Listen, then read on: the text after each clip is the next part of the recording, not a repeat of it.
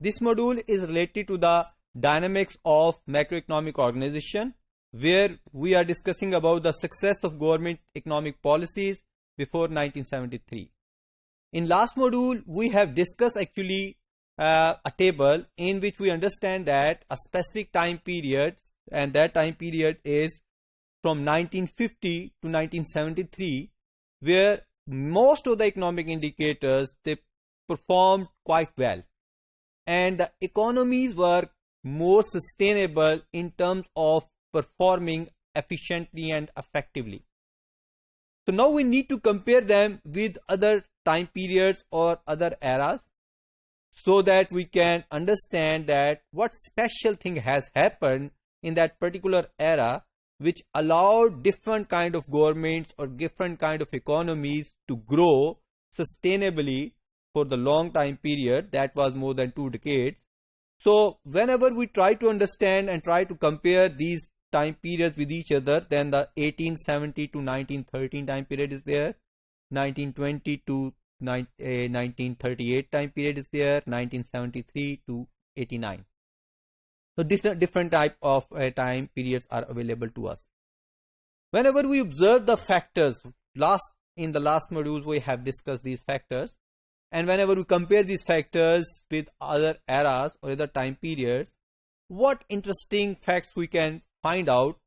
Number one is that during 1914, the gold standard was in action or in operation, and that was the time period when economies were working inflation free. So there is no problem of inflation exist at that time, and the growth opportunities were available without any inflation, without any threat of inflation. Economies can grow quickly and rapidly, but that cannot be encashed. Why? That is the important thing, that one of the most important factor was there, absent of inflation in that particular time period or in particular era, but still that kind of economic growth could not be achieved. So there were some kind of problems. 1930s, policies obstacles in international specialization were observed, and so in that time period, international specialization, which was considered very much important, so there were some kind of policy obstacles.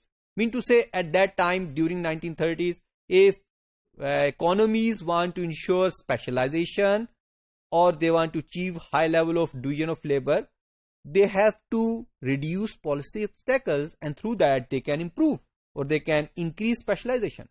But that was not happened.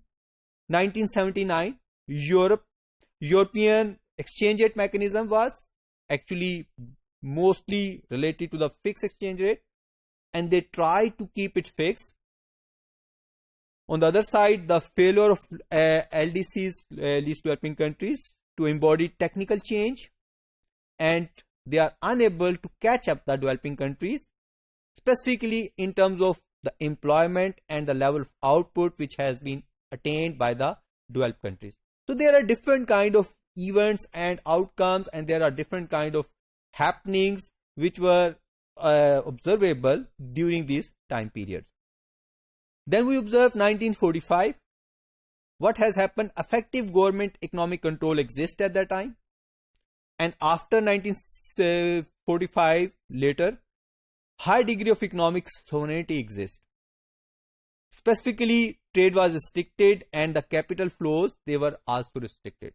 So actually this time period shows that before or close to 1945 and a bit closer later, but closer to 1945, more government control was there, and government can design that kind of policies to improve the economic performance of their economy.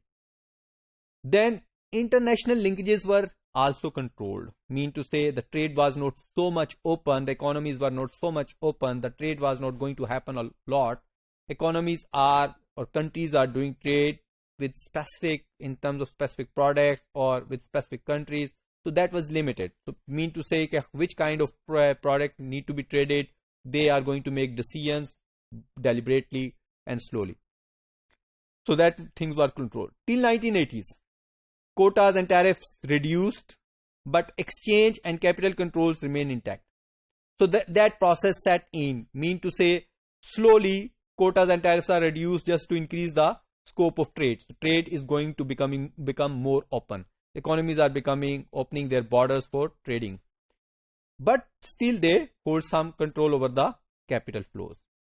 United States aid for reconstruction was there, and it was actually free from any kind of interference. And that was the most important thing which need to be understood here.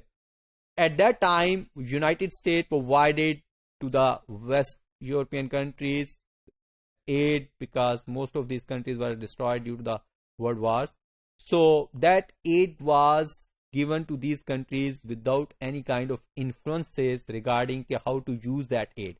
So these countries actually used that aid according to their own economic objectives or according to their own political wills. Therefore, they try to achieve those objectives which were more important. Just like if one country want to improve employment, they focus on the employment. If other country needs to use that aid for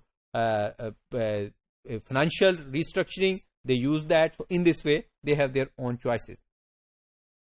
Then institutional framework also has changed, and more government controls over stability and growth was observed. Even most of the economies do nationalization, and most of the economies mean most of the industrialized economies. They do nationalization, and that process was specifically, it's not KU, it's UK, sorry, make it correct. It's UK, France, Norway, Netherlands, Sweden, and Australia. All these countries actually did that. They nationalized their most of their activities and processes, just to make it sure that how they are going to fulfill their objectives, economic objectives. Further, some other missing factors in these areas includes the prominent 5 goals of industrial world. These include the full employment, because the full employment was one of the major goals but cannot be achieved. Then the satisfactory rate of growth, specifically need to ensure the full employment level, that was required. So that was another goal. Price stability was another goal, keeping the prices stable. Current account balance, because that is going to deteriorate whenever countries are going to trade more with each other. Then definitely those countries having low productivity, they are going to face more current account deficits. So that need to be balanced. So internal and external balance, which may disturb to each other even. Equitable distribution of income was another important objective. So these 5 objectives are focused. And there were 2 supporting factors which are going to propel this whole process. Number one is the Cold War, because the cooperation to protect political economic system, which already held by the powerful economies, and they have their own vested interests, they don't want to lose it. So the Cold War actually allowed them to understand that we want to ensure that this system should intact. Therefore, they try to cooperate with each other. Japan and Western Europe, they need rebuilding. So therefore, they are more interested to rebuild their economies. Therefore, they are linking with more economies of the world. Economic policy variations are there. Just like the UK, Sweden, and Australia, they focus on demand management, whereas Germany and Switzerland, they focus on monetary policy. Japan focus on industrial policy. France focus on investment allocation. Therefore, they have different kind of objectives, and they try to fulfill their own objectives through whatever resources they hold. Therefore, this leads towards that kind of situation in which some of the economies are successful to have higher level of growth and development and more economic changes. On the other side, some other economies which cannot have these kind of basic elements, they remain unable to get the same level of successes.